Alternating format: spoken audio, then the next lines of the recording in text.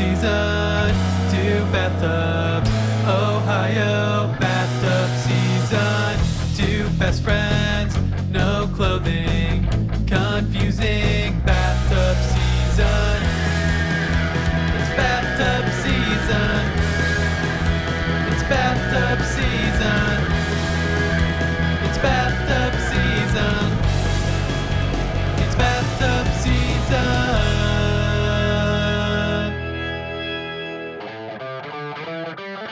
All right, well, hello, Austin. Hello, Corey. How are you doing? I'm wet. Otherwise, I'm pretty good. Are you feeling a certain way towards Mark Zuckerberg right now? He can zuck my dick. Whatever he did to the Facebook calls has ruined our bathtubs. So we always use Facebook Messenger for our call because it makes things easier because of our odd setups we have to do because we're in the bath. But the last 2 times we've had like crazy technical difficulties, and this time we just couldn't figure them out. So we've stopped. We've always used Facebook calls for like all of our episodes and for like literally any other time we call. We're like the last people on earth that use Facebook Messenger for calling. But hello, Zoom. Hello, Zoom. Maybe we can get a Mazda sponsorship. They were the ones that had that, right? Yeah, I think so. Zoom, zoom. Zoom, zoom, zoom. Zoom, zoom, zoom. Yeah, zoom, zoom, zoom, zoom. Zoom, zoom, zoom. Yeah. So, Austin, can you believe we've been working on this show for an entire year now? It's been a year. We should have cake. So last episode, we were talking about how just like weird Ohio is. And I texted you a little bit. You sent me this thing about like all the weird cryptids in Ohio. And Ohio does have some weird ones. Does. But did you see what everyone's talking about with like this new Netflix special coming out? Yeah. The vampires in Dayton. Yeah, apparently Dayton has the second biggest vampire coven in the U.S. I'm intrigued. Are you a vampire? Yeah, I want to know where it's at. Because like, it's not that big of a city. No, it's not. It is an old city. So, like, if there's going to be a city in Ohio, it's older than Columbus. We've talked about this. It's weird. Like, where would it be at? Like, would it be with, like, the old money in Oakwood? Or, like, hidden away in, like, a suburb of, like, Kettering or even Huber? I could see it being in Huber. The Huber Heights vampire. I don't want to fuck with the Huber Heights vampires. It's just be boring. It's, like, the only town that doesn't have a downtown I've ever seen. Like, none. There's no center to Huber. No, it's just a highway town with some stuff. It's not even like that. Like, there's no main street. Like, even highway towns usually have a small little center. There's no center to Huber. Nope, it's just... I mean, it has a main road, just not a main street. Yeah, which is a state route. Yes, it is. Maybe it's like Clayton, which has always thrown me off because it's like a suburb of Dayton. There's got to be a connection here. Are you just like mooching off the name or what's going on here? And nothing happens there. It's a very quiet part of town. I couldn't tell you. They sound like brothers, though. Clayton and Dayton. Dayton, Ohio. But that was my big news. I was excited about. We were talking about it, and then like the internet blew up about how weird Ohio was. So we are ahead of the game there. I mean, we're from here. We should know, right? We're the experts. Yeah, born and raised. Got Buckeye blood. That sounds so lame. And poisonous. Yeah, it keeps the vampires away. Ay. That's why it's this the state nut. We gotta keep the vampires off of us at all times. One thing about living in Dayton, Ohio. I never could stomach. All the damn vampires. She's got Brutus in her veins. Fuck garlic. It's Buckeye blood up in here. Brutus is a lame mascot, but I can't give shit because my mascot at another school in Columbus, Capital, he's no longer the mascot, but he was when I was there. Cappy. Look up Cappy from Capital University sometime. He's like the creepiest looking dude ever. Like everyone on campus was terrified of him when someone was wearing the outfit and like no one would go near him. He's fucking weird. Never get rid of a mascot that makes people uncomfortable. Those are the rules. Well, I understand why, because we were the Capital Crusaders, but we were in the biggest Jewish community in Ohio, and the Crusaders weren't exactly the nicest people to the Jews back then. So I get it. I mean, in general, the Crusaders weren't good people, but especially in the community we were located. No, I mean, that's fair. We lost a lot of history Yeah. because of the Crusades. I think they're the Comets now, which is just so boring. There was a big push to have them be the Capybaras because they wanted to keep the alliteration, which I'm a fan of. I'm a big fan of alliteration. The capital canoodlers. I think they did a vote, and the popular vote was the capital Capybaras, but the board wouldn't accept it. Well, the board sounds boring. Aren't they all? If a board decides something, then I just assume it's going to be boring. You thought this decision through a little too much. Or not enough. But there were a lot of you, and now it's boring. Yeah. There was probably a provost involved. I've gone to several colleges. I've only graduated from one, but I have taken classes from a couple. And I've never understood what the provost did, so I assume that it was his fault. Fair enough. Every college has one, but I don't know anyone that actually knows what a provost does. Hopefully the provost. And maybe the person who hired him. Well, I will admit, Austin, I know we have a few things to cover before we get there, but I don't remember where we ended last episode, where in the episode, because this is a part 2. If you're listening right now, go back and listen to the episode before this, because this is going to be the second part of us covering a 22-minute cartoon from 10 years ago. Well, I think I know where we ended, but I'm not 100%. Okay. That's good. I had a line drawn in my notes, but I don't know if that's just because I did that while I was taking the notes, or if that was me saying something to my future self when we were recording.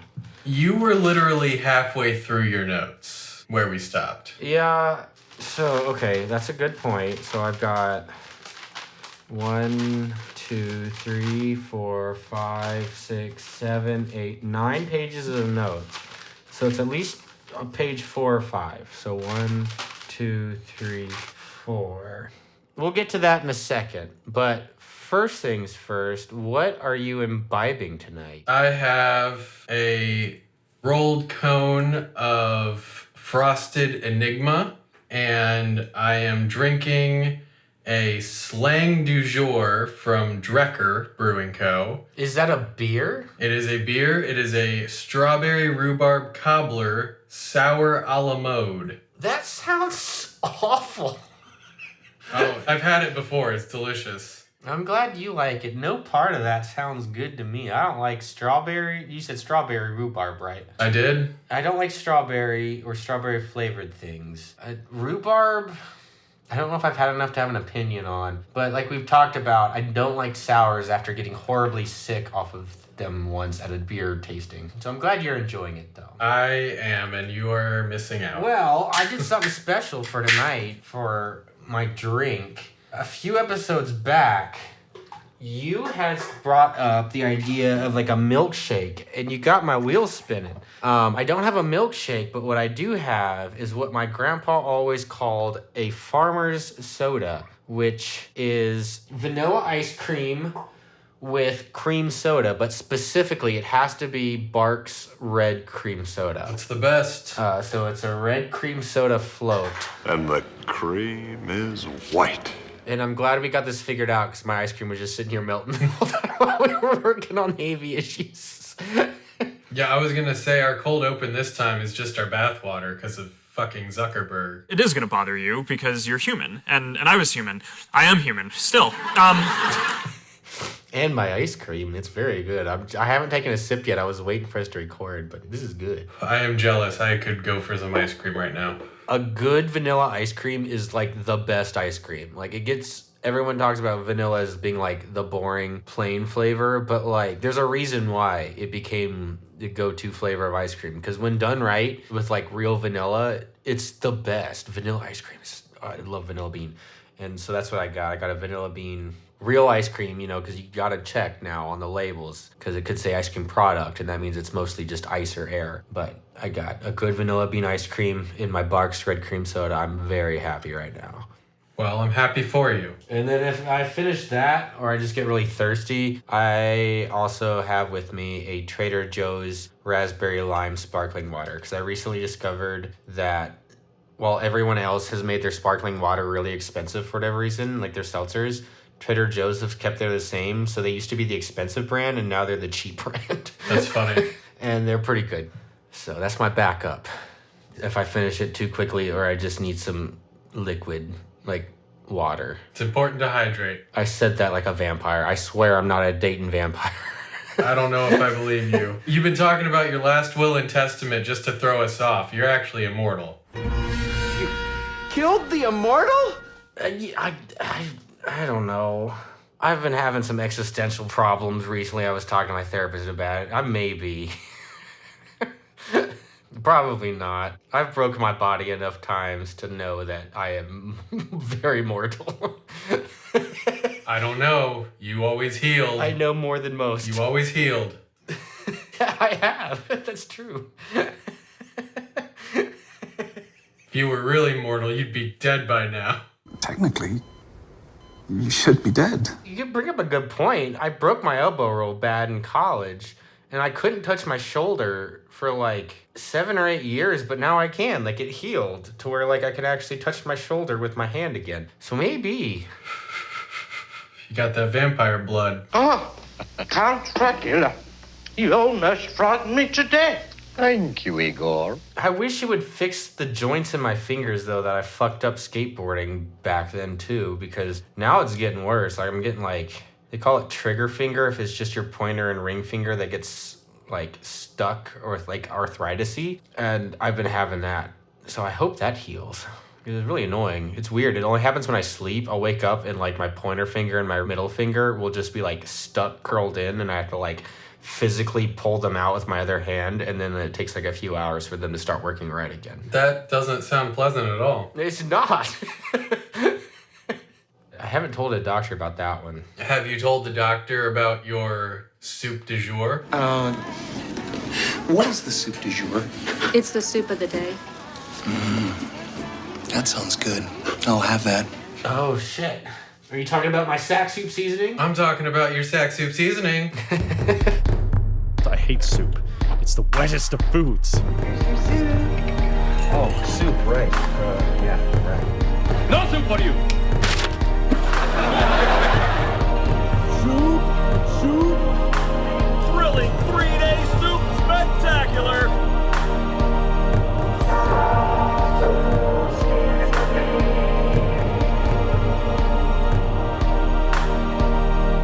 Well, I don't usually go first, so this is throwing me for a loop. But that wasn't a pun on purpose, but I have another one of my 5 belows. Tonight I have a Fruit Loops scented bath bomb. Very nice. This one looks very similar to the Cheetos one. It doesn't say crunchy this time, so it's not giving any hint of being edible. It just says Fruit Loops, not for consumption, scented bath bomb on the front. It doesn't say what it's scented as, though. Nowhere. It doesn't even say on the back, so this is gonna be a surprise. Because Fruit Loops scented could be anything.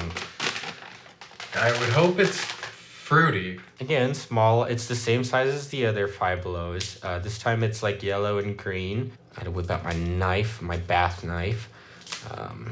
Because I'm not doing it with my teeth again after the toxic waste one.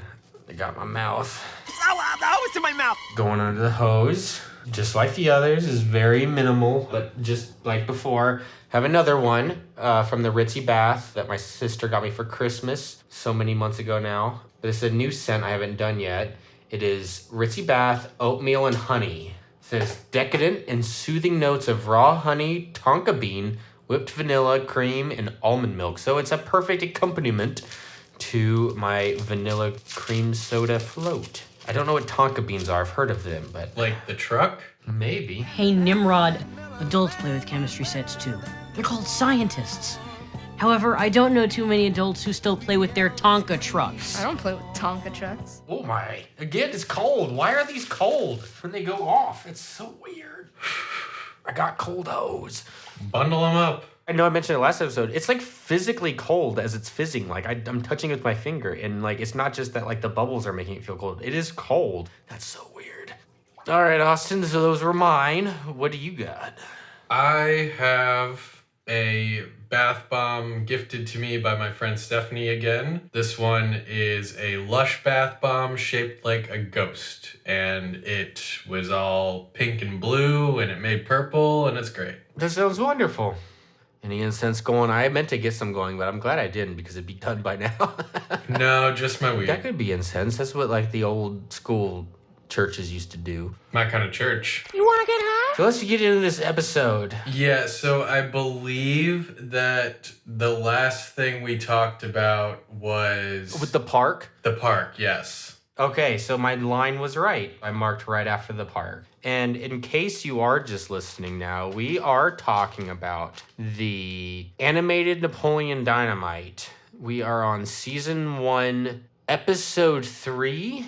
If you're going off of release order. But this is episode 1 if you're going off of official episode nomenclature. Sure. But this is the 3rd episode we are doing, and this is the second half of that. Just a quick recap. We had Napoleon who tried to sneak Ferp and mostly accomplished it, but didn't actually explode and broke Grandma's reading glasses, and so he had to raise about $30, and so he got a job through the high school counselor, and the job was at a liger breeding facility outside of town. And while he was working there, one of the ligers gave birth, and he stole the baby, and now him and Deb are trying to raise it. Yes. I think that mostly covers it. We haven't gotten into any of the really wild parts of this episode, but it's building there. If I'm not mistaken, at this point, Deb is not aware that the liger is stolen. I mean, I guess not. Like, she still believes Napoleon's story about rescuing it or whatever. I think. I did watch this yesterday, but I didn't pay attention to what Deb knew when.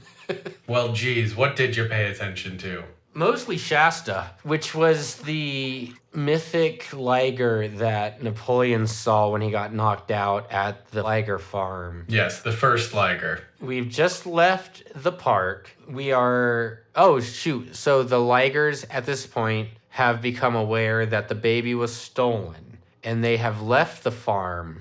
And we now cut to seeing that the ligers are now attacking a police officer in his car, because ligers are all ACAB, as we know. And the officer is calling this in to a lady, trying to get the call to the mayor, right?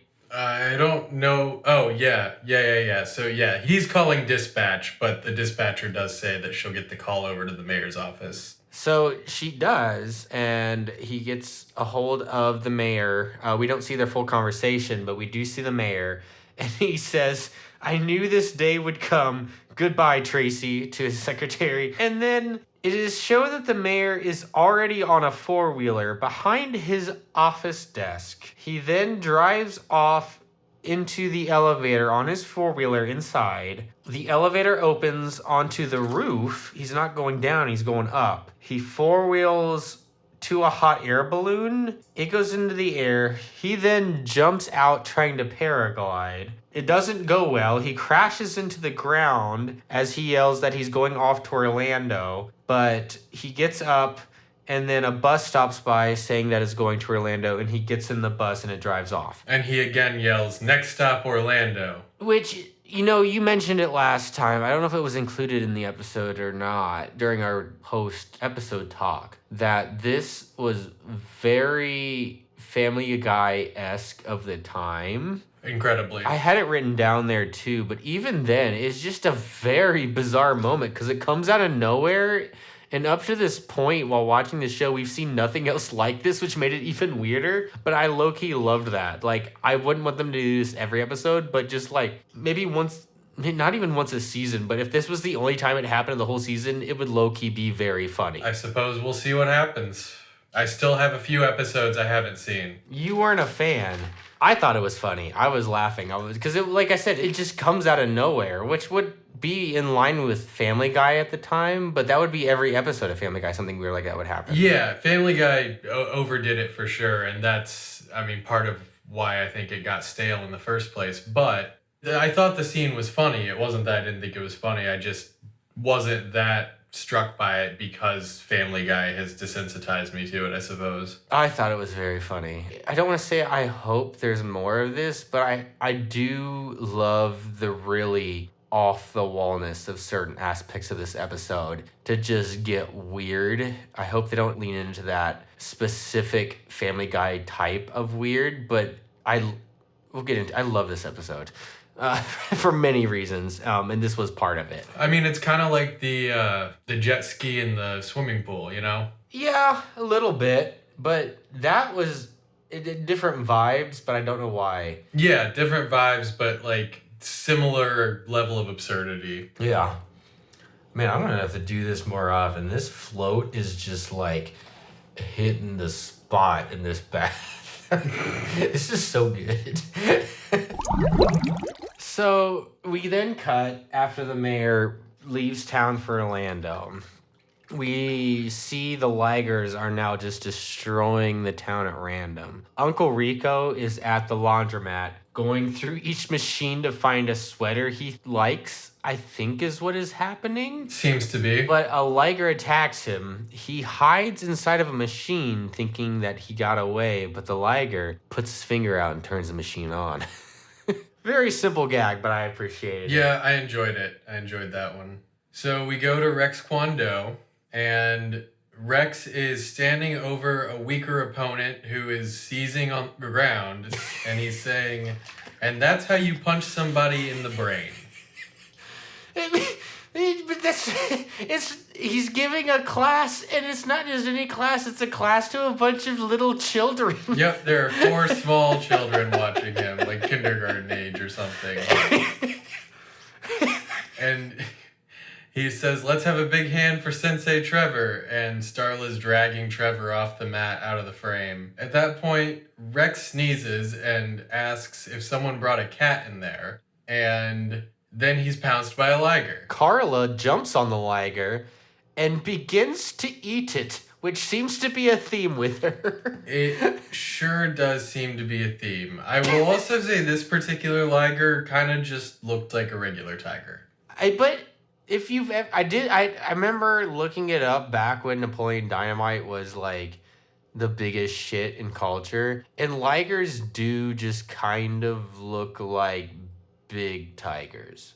So I can see why they did that. It's pretty accurate. I don't know how you would make it more Liger-y. I mean, the other ones were more Liger-y. It was just this one that didn't look as Liger-y. It looked just like a tiger.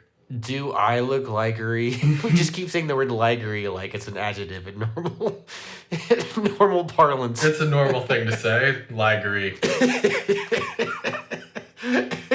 Joseph, fetch me the Liger-y. Yes, I have to go check in the library this evening. Yeah, you check out books from the library. Oh, I was thinking it was some kind of like rich person room, like when I said it. That like us normal proletariats don't know about. Like, you don't have a library in your house? Like, what are you even doing? Right. We all have libraries. That's the most important room in our summer home. You don't even know what library is short for. Library.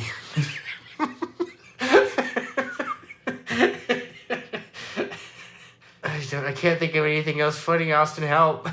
I can't help, but apparently Kip can help Grandma shop for bras at King's General Store. Okay, so next scene, we are at King's General Store with a sign that is announcing that there is 10% off gear and ladies' intimates. So that's a very specific discount. It reminded me, low-key, of Parks and Rec, Ron's favorite store, Food and Stuff, that it was 10% off of gear and ladies' intimates. I love Food and Stuff. It's where I buy all of my food. And most of my stuff. Anyway, we're at King's General Store, and Grandma is shopping for bras.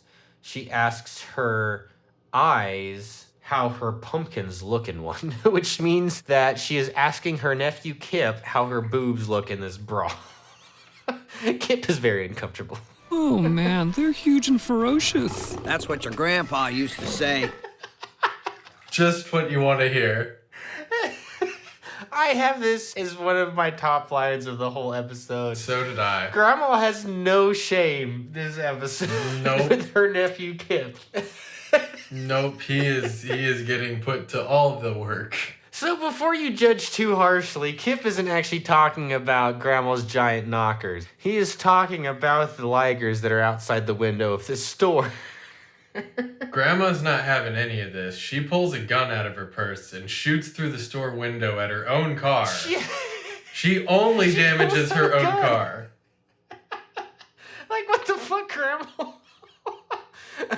I had that written down too. And after making a comment earlier about how nothing better happened to her car, she's the one speeding towards garbage trucks and shooting at it. Like, what, Grandma, where did that gun come from? Her purse. Oh. Well, you knew that very well. You must have really been watching this scene of Grandma in a bra close. Well, you know, I needed to know whether the gun came from her purse or her tits. Machine gun jubblies? How did I miss those, baby? You can just say you've had a dry spell, Austin. Like, I get it. Hey, those frosted tips, man. By the by, where are we going? We're going to the cutting corral so Lopan can frost my tips. I don't get the innuendo. It's not an innuendo. I'm just into Grandma's frosted tips. Okay. I'm not gonna yuck any yums. I haven't stumbled across the frosted tips subreddit, but I'm sure there is one, Austin. Oh, you don't even know. Is that where it gets wet and wild on the frosted tips subreddit? There's so much Mark McGrath. Every morning there's a halo hanging from the corner of my girlfriend's four-post bed. I know it's not mine, but I'll see if I can use it for the weekend or a one-night stand. I almost asked you what your favorite subreddits were for that kind of thing, but that would be a level of personal that I don't think we are ready to put out on the internet. That's fair.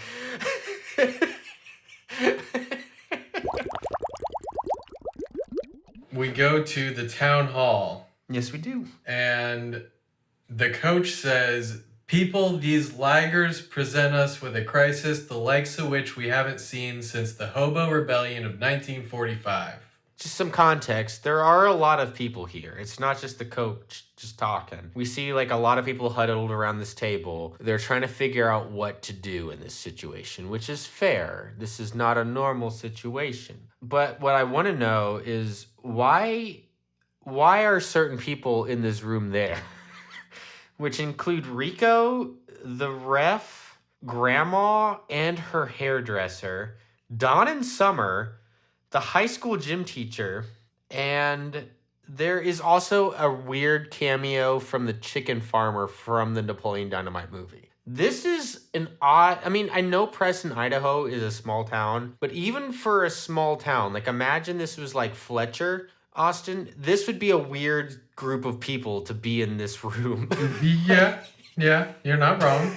But they're going to figure it out. Narrow casting there with the Fletcher, but, you know, you can look it up. It's a little town that our high school is officially part of, I think. Is it even a town? Is it like a village or something? Well, Casttown has a post office, so if Casttown has a post office, then Fletcher definitely is a town. It's got a stoplight. They're very proud of that. Yeah, it does. I knew a few people who lived in Fletcher, and they were very, very proud that their town was big enough to have a stoplight. That's okay. The things that people cling to. You know, you gotta cling to something or you'll fall for anything. This is Glad Cling Wrap. It's strong to help it stay in one piece. That is for sticking to the job. Well, when we say cling, we mean it. Now, I have to ask, when you watched this, did you watch with subtitles? Probably. I almost always have subtitles on. I used to be like a subtitle hater till I met my wife, who like always has subtitles on, and now I can't watch anything without them. Like, she's converted me. It's so much better. But I don't remember anything particularly weird about the subtitles. So that first line, the line from the coach, that actual line is what I read. It says, They haven't seen a crisis since the Hobo Rebellion of 1945, but the subtitle says, since the British invasion of 64. What? Yep. So, as somebody who has recently set up a home media server where I have to download my own version of subtitles, somebody just downloaded a file that was probably labeled a certain way and did not check it at all. I'm guessing that was not intentional, but it's very funny. Subtitles are like a file type. Did you know that? I did not. Yeah, it's like subtitles bounce like a video file do, and then can like upload to where like any video editor can like take the file and know exactly like the time codes for the different sections of text, and then you can edit it from there, which makes a lot of sense, but it's not something I ever knew until recently. Yeah, no, that's interesting. What is also interesting is what the chicken farmer suggests here, Austin. He says that I think we all need to urinate in the same cup and sprinkle it on our crops. For the last time, I'm pretty sure what's killing the crops is this Brondo stuff. But Brondo's got what plants crave. It's got electrolytes. So wait a minute. What you're saying is that you want us to put water on the crops? Yes. Water? Like out the toilet? Well, I mean, it doesn't have to be out of the toilet, but yeah, that's the idea. But Brondo's got what plants crave. It's got electrolytes. Rico says that's your answer to everything, Lyle. Yep. I like Lyle. Did you know, like, okay, like not getting off topic, but in like the film, there's a very famous scene of him talking about where he found an arrowhead, where he's eating like the most disgusting looking chicken salad sandwich. Do you know what I'm talking about? Nope. So there's a scene where Napoleon gets a summer job with this guy Lyle at a chicken farm, and they're outside eating these terrible looking sandwiches, and he's just like mumbling. Like, you can hardly understand what he's saying. He's like, I found an arrowhead over here, blah, blah, blah, blah, blah. You get like, can't understand anything he's saying. He's like mumbling. And that was not scripted. They just had the cameras running while they were eating lunch, and they thought it was funny enough to just put it in the movie. And now it's like one of the most iconic scenes from the movie. Like, this is just this guy they hired to play the farmer talking about a story where he really found an arrowhead up in the hills. Weird. Yeah, like, he wasn't an actor. He was like a local farmer they just hired to play this part. I can love that they brought him back in for this episode of the cartoon. That's great. There's a lot of weird things about that with like the movie. Like, you know, getting off topic again, but you know, like how Napoleon's house looks straight out of the 80s, like to a T. Mm-hmm. They were just going around town looking for a place to film, and they found this house, and that's just how it looked. It just hadn't been touched in like 40 years, and they asked the owner if they could record there. They didn't change a single thing. What a house. What a house. There's so many great stories from this. They had a budget of like $20,000 for like the entire movie. But, of course, Lyle's idea of pissing in a cup and sprinkling it over their crops didn't succeed, but I think it was worth a try, but they didn't. Because that's what I would try first. Seems like the logical first move. It is very logical first move. Rex is obviously trying to kind of be the leader in the room, but the guidance counselor comes in and says that because the mayor and the police chief are gone, the chain of command lands on the student body president of the local high school, which, as we know from the movie, is Pedro. And he accepts. Except they make a few jokes out of it, like this is inexplicable, like it doesn't make any sense why this is the chain of command. Like, what's that show like where like everyone in DC dies, so it's like 40th in command of the US takes over as president? It's like that. Yeah. You know what I'm talking about? I don't remember, but I think I know what you're talking about. The fact remains that President Kirkman has no credentials, no accomplishments, no real experience. Exactly. As much as we can appreciate the position you're in, I just can't get behind the fact that you're the president simply because you were the designated survivor. But yeah, so apparently Pedro is now mayor of town because they can't find the police chief or the mayor. Rex says it's bullcrap and he challenges his authority, and Pedro says security, have him removed. Yeah, but I mean, in Rex's defense, after student body president is local martial arts instructor, followed by mob rule. So he is next in command. He's kind of like VP in the situation. Right, except now he's VP, yes. Right. Pedro luckily says that he's seen this sort of thing before in his village. Says it was visited by the chupacabra, or Satan. So he's experienced in these ways. Yep, frequented by Satan. I think he's from Ohio. He might be from Dayton. They might have been vampires. Ohio. I mean, at this point, I wouldn't be surprised if we had our own version of the Chupacabra or Satan. Like, if there was an Ohio Satan, I would just accept it as like, yeah, that tracks. Yeah, I mean, you got the New Jersey Devil. Soon we'll have the Ohio Devil. It's probably the Chillicothe Satan.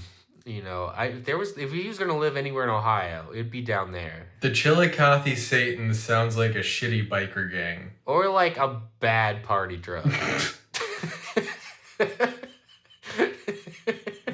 You got that Chillicothe Satan. You're doing some sort of meth, I think. They are.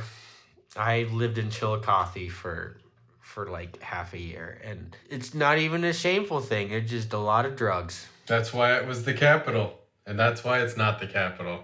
Think your children are as innocent as a new puppy next door? Well, they know something you don't know. They know that their American forefathers took drugs, and you probably don't even know where your father is. And then it was the capital, and then it wasn't the capital.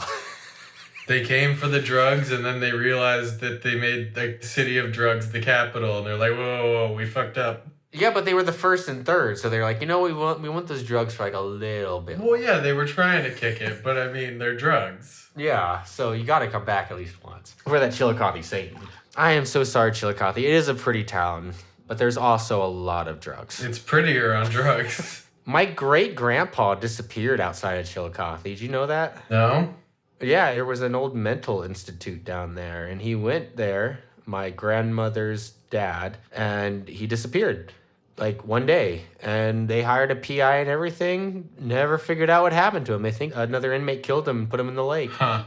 So he may be the one haunting the town. Could be. Could be. You know, I never thought about it. I might be the reason for Chillicothe's problems. See what you did? That's not an untrue story. My great-grandpa did actually disappear outside of Chillicothe, and they never figured out what happened to him. I believe you. You know how weird my family is. I sure do. So Pedro's seen some shit, including out the windows where he sees Napoleon and Deb walking down the street with his baby liger. Yes, he does. So, in downtown Preston, Deb asks Napoleon if he thinks everyone in the restaurant thought they were married as she bottle feeds the cub. And Napoleon says if they did, it was the worst freaking honeymoon I've ever been on. And I want to know how many honeymoons he's been on. You know, I bet Napoleon thinks he's been on many, but they're probably just going to McDonald's with Grandma. Is that a honeymoon? In Preston, it might be. Fair enough. I don't actually know if Preston, Idaho is a real town or not. I'm sorry if it is. I don't have any connection to Idaho, so I can promise... I don't want to say that because I got a big family.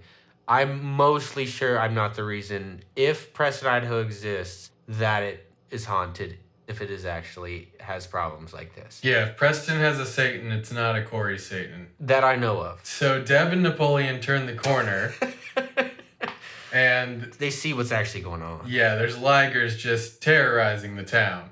The tiny liger roars, catching the attention of the rest of them. They stop and turn their attention to Deb and Napoleon, who takes the cub from Deb and zips it into his cargo pocket and says, "Run." Yeah, it wasn't the Tots pocket. Right.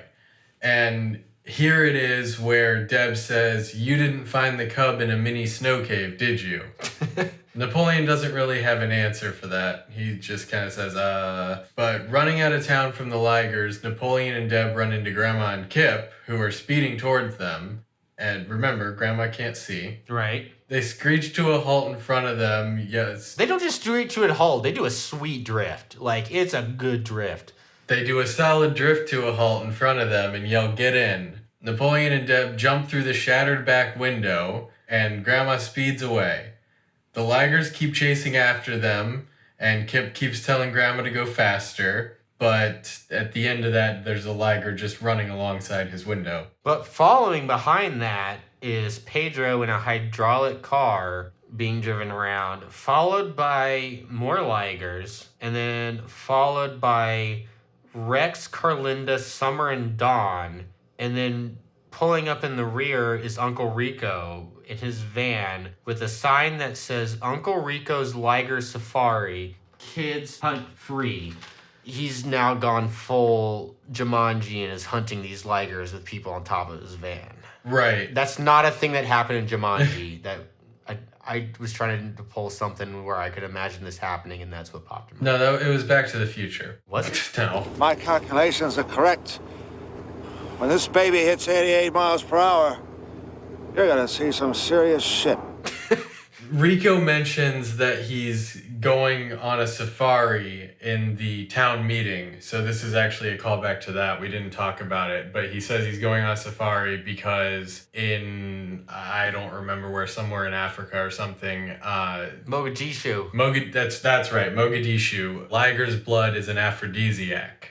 So he's gonna make some money. Yeah, so now they're actually hunting him, and Rico yells to the people hunting that you should aim for the bladder. That's nature's gas tank, which is not untrue. It's not an unfair statement. Right. If I got shot in the bladder, I'd slow down, I think.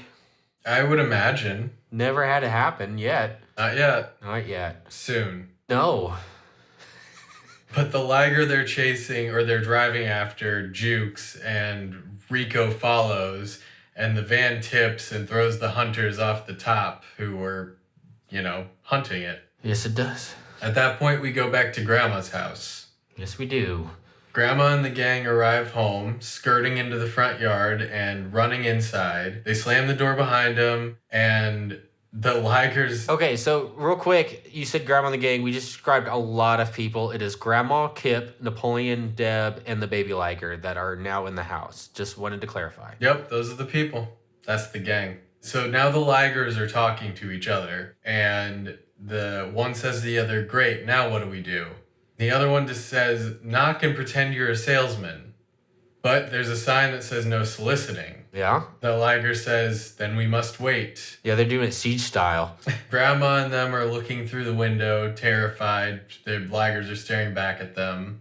And they just surround the house and wait. Behind them are protesters around Pedro's car. I love these protesters. The protesters are holding signs that say, "No Ligers on Noah's Ark," "God hates Ligers," "Ligers hate God," and "Ligers are unnatural." So these protesters aren't there because they stole a Liger.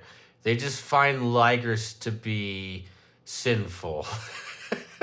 Which, very funny. I love the irony that Starla is holding the sign that says Ligers are unnatural. Mm-hmm.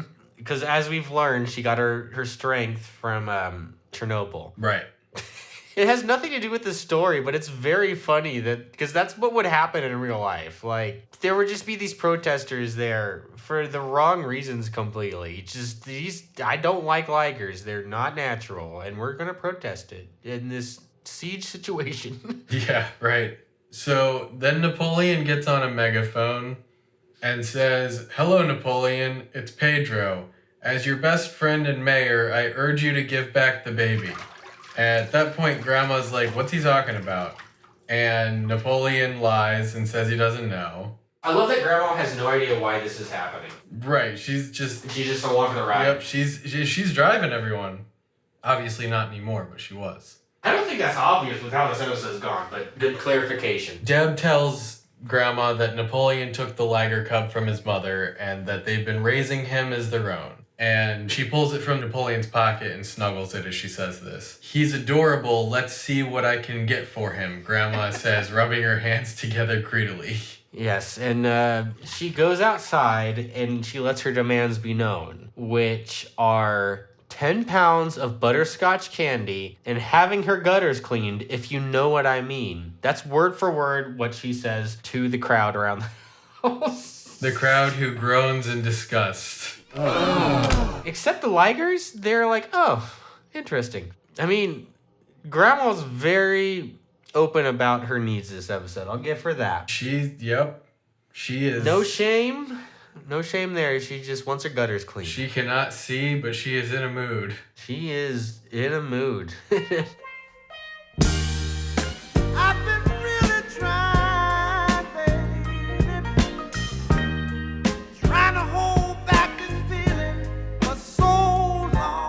Napoleon insists that he can't give the cub back because he hasn't learned to cast spells or bend time. Yeah, and Deb tries telling him that it's just a natural animal, and Napoleon does not want to hear this. He says, I could never be with a girl that doesn't believe in the mystical realm. Which, to a point, I agree, Napoleon. You know, you gotta have some air of mystery in the world and respect it, but maybe not... Bless him. Oh, jeez. Maybe not with a liger cub. Did you just bless yourself? I almost didn't realize it would be weird. We've been working on that with my son to like when he sneezes to like, or like one of us sneeze to like say it. So we just say it now, even if we sneeze. That's why. Just giving a reason. It was weird. I realized it as I was saying it, but that's why. Well, bless you. Thank you. Deb says that if Napoleon's not going to give back the liger, that she will. And at that point, all three of them realize that they don't know where the liger is. And the door to the backyard is open. Yes, and the liger escapes out that to drink from Tina. I had that underlined for some reason. That's why I said it like that. So Napoleon goes outside. He tells the ligers, like, hey, guys, I'll admit I did actually steal the baby. However, I don't currently know where it is. Which, that's a bold move, Napoleon. Just that you're just going to go out there and tell these wild animals that. But he does. But at this point, we cut back to the baby liger who bites Tina's nip and then gets kicked through the air. And as Napoleon is telling the adult ligers, that he one day hoped he could teach the baby to fly, we see majestically the baby liger flying through the air over the house, and Napoleon is just ecstatic. He is. He says, you really are the chosen one. Lucky. How? He is the one. You know, I've never thought about until I heard that line, but like, if you were just like a townsfolk in like Rivendell and you saw like Sam and Frodo walking by, I'd probably think the same thing. It's fair. Or like you were just in a class with like HP and Hermione, you're like, God damn it, like, why? I just want to pass this class and be an accountant, man. Like, you're having all the glory. Right. Do you think there's like accounting magic in like the Harry Potter universe, or are they just like the real boring people that are bad at it? No, I imagine there's accounting magic.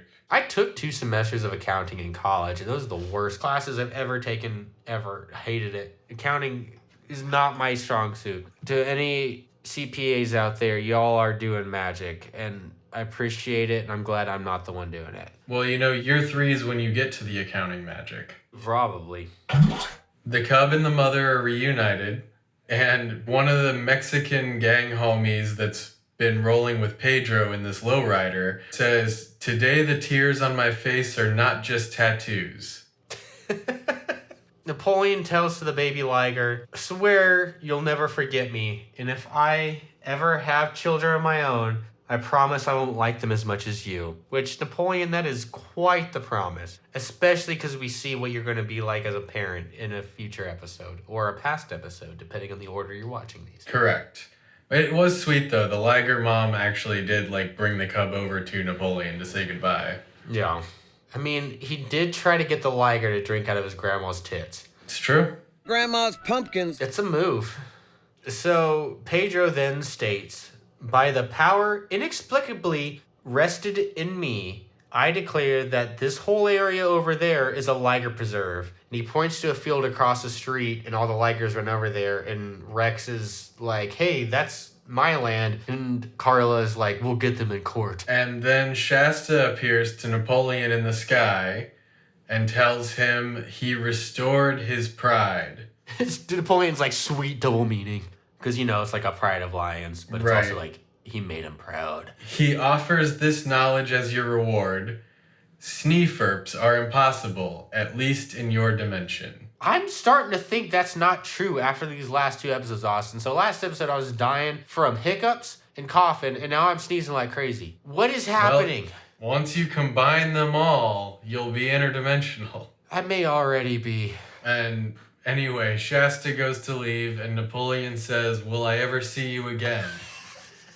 And Shasta says, "Something tells me no." You know what? I like it.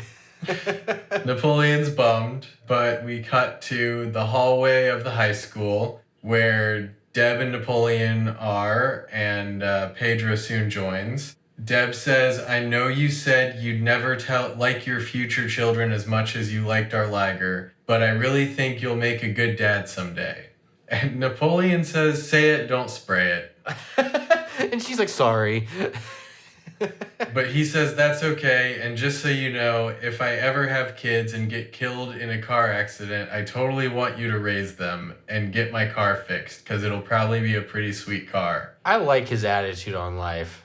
I know it's supposed to be like obscene, like not obscene, but like absurd, but like that's the right attitude to have right there. My only note about that is it kind of felt like a joke we already heard, which I couldn't tell you what it was now, but it felt a little stale in a way. I don't know. I still liked it.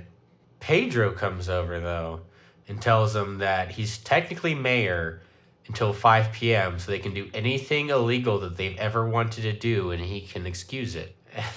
We cut to what Napoleon picks to do for this free pass, and it is riding on the back of a garbage truck and being the one who picks up the garbage cans as the garbage truck is moving and throwing them in the back of the garbage truck. Which the first time I watched the episode just thought was funny. Second time watching it through, I was like, you know what? I don't want that to be my full-time job, but that would be fun as hell to do just like one day. I get it, Napoleon. I get it. That was the what do you want to be when you grow up for me when I was a kid. I wanted to be a garbage man. Apparently, my parents have it written down. I kind of remember it. But I said I wanted to be a doctor. And then when I was retired from being a doctor, I would work at McDonald's. Seems reasonable. Yeah. Apparently, I was going to be a shitty doctor. But that was my goal. Your goal was to be a shitty doctor. Yeah. Dr. Toboggan, nice to meet you. Frank, what the hell are you doing? Actually, it's Mantis. Mantis Toboggan, MD. I got your test results. You're positive. You got the HIV. Yes, AIDS, big time. You got the AIDS, big time. And now look at me. I'm making less than a shitty doctor. So, McDonald's still. There's still that. But never thought I'd be donating plasma still, but his pay's good. Credits start rolling, and we hear Uncle Rico's answering machine that he had played earlier, and that was the end of my notes. You've reached Rico Industries. Please listen carefully as the menu options have changed. If you're calling about quarterback opportunities, press 1. For tours of Indian graveyards, press 2.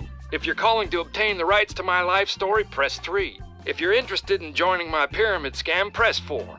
For closet organization tips, press 5. If you believe you are my son, press 6. If this is about my line of antidepressant muffins, I'm still waiting on FDA approval, so hang in there. I could use some antidepressant muffins. So I am curious, though, based on his answering machine, I was doing some speculating. There's quarterback opportunities. Is he perhaps looking for a quarterback detective? You know, I bet he probably is. I bet he has a football. I bet he does. But no diamonds. Doesn't know where the diamonds went. He needs a quarterback detective to tell him they're in the football. Never would have seen that coming. I am also interested in these Indian graveyards and antidepressant muffins, though. And I want to know what flavors they come in. I like the antidepressant muffin idea. I wonder if they'd be different flavors for different, prescriptions. What would my prescription be? What flavor muffin would clonidine be? I'm thinking cinnamon, because it can go with a lot of things. You can be prescribed clonidine for like 50 things. So maybe a cinnamon, because if it's like a blueberry, that's like one flavor and you can't put anything else on it. But you can put cinnamon on a lot of the stuff. I don't know what mine would be, but I want to know what flavors they come in. And I want to know if they've passed FDA approval now, because it's been some years. I bet gabapentin would be like birthday cake. Is that a muffin? Yeah. Or a cupcake? Oh, it's like a cupcake. That's like a sweet muffin. Austin, did you like this episode? I did. I don't think it was my favorite so far. It might have been my least favorite so far, actually, but... That's so funny. I had it written down as my favorite episode so far. We're back to the tick. Yeah, I don't know. I thought it was fine. I thought the other two were better. No, I laughed out loud way more to this episode than the previous two. And it also still had some, like, a couple weirdly touching moments about, like, the weird family dynamic that the Dynamites have, even though it was, like, laughed off. But it was mentioned enough, like, way more than any other time in both the movie or the cartoon so far. But no, I love this episode. If this was supposed to be the first episode, great first episode. It's so funny. Plenty of good lines. But Austin, do you have anything to keep our listeners going and surviving until our next episode? I don't know. Do you have a favorite line? Oh shit, we gotta talk about that. Whilst we've done this. I have two favorites, and they're both about Grandma's boobs. I'm gonna go with the first one from the first part, because the whole scene is just so funny. I had to pause and laugh way harder than the other one. It's when Deb tells Napoleon that the Liger cub needs mother's milk, and we just cut to Napoleon calling his grandma, and she says, "Are you kidding me, Napoleon? These pads have been dry since '65." And then Napoleon hangs up and asks his grandma, asks Deb, "What about your grandma?" It's like, that whole interaction is like 30 seconds, but was so funny to me. That's my favorite. It's a good one. I'm gonna go with the other one about Grandma's boobs. Hey, eyeballs, how do Grandma's pumpkins look in this one? Oh, man, they're huge and ferocious. That's what your grandpa used to say. We got Grandma's boobs covered. Although I think she'd prefer them uncovered. I do think she would prefer them uncovered. Perhaps some other things. Yeah, she's feeling herself today, as we said. Because she's so big and sexy. So big. So big and crazy. You liked that character a lot. I didn't know what to do with him. Hello, princess. How are you? You are looking so big and sexy today. Lopan, you sure know how to treat a lady. Oh, stop it. You are crazy. You are so big and crazy. So now, Austin, my bath is getting cold, so I think we need to finish this up soon. But do you have anything for our listeners? Things have been very busy, very work-driven.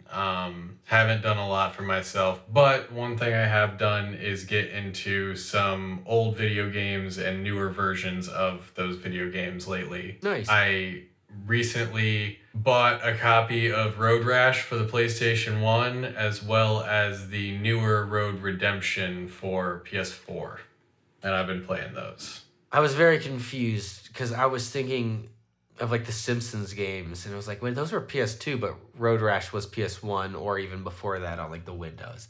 Great soundtrack. For sure. I've been doing a lot, and actually, like, this is the first episode in a while I had to like really think through all the stuff I had to like talk about what I wanted to suggest. Firstly, I know we touched on it last time, but it's on the vein of taking care of yourself. Me and my wife did a little, not short, but like a quick weekend trip to New York. Found a good deal on Spirit where it included the hotel and airfare. And it was like super affordable. And that was like, we both needed that so bad, that little weekend away. So if you can like swing something like that, like it really can be worth the money. My wife was, we were talking like, should we like pay for it? It is not like an insignificant amount of money, but it was like at the end of the day, we were both having some mental health struggles and just needed something. And it really helped. Like my mental stability has been a bajillion times better since that trip. Like it was so worth it and so much fun just getting away for a while. She'd never been in New York, but I know, we had for like our senior trip, but it was cool going back. Right. While there though, I started reading, 70 years later, the Foundation trilogy by Isaac Asimov, and I have now read all 3 books in like a week and a half. And those are so good. So if you like reading and you like old school, like high sci-fi, so good. But go on the video game train that Austin's talking about. I have been playing Cult of the Lamb on Switch, which I know has been out for like a little bit, but it's such a good game. That is such a good game. And then again on books, I also finished The Four Agreements. And Austin, I think you might like this. It's a weird book because if you look it up, it'll come up in either one of two places. It's in like hippie groups or like LinkedIn business groups, which is really odd, but I can see it. It's a different way of like reframing like how you look at life and how you talk to people and think about yourself in the world. And it's really good. It's short. It is kind of like if you took a really lame business book but had it written by a huge hippie. I got whiplash the whole time I was reading it. It'd be like this profound statement of like, oh, you know what? That's a good way of looking about life. And then followed up by some wild ass, like crazy religious hippie shit. Like it was a weird book, but it's really good, really good.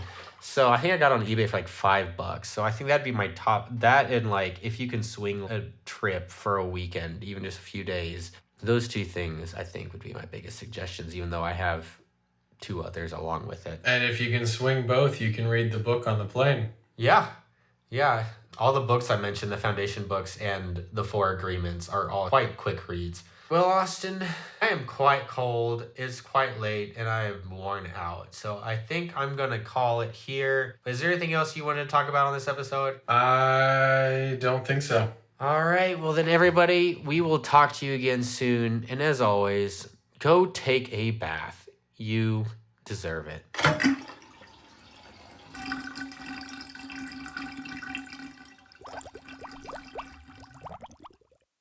Counting is stupid. It's like, here's 40 ways of figuring out the same number, but we already know what that number is. We just have to show in 40 ways how we got it. Wait, I know what the number is. Yeah, that would be annoying. It's very annoying. Hated accounting.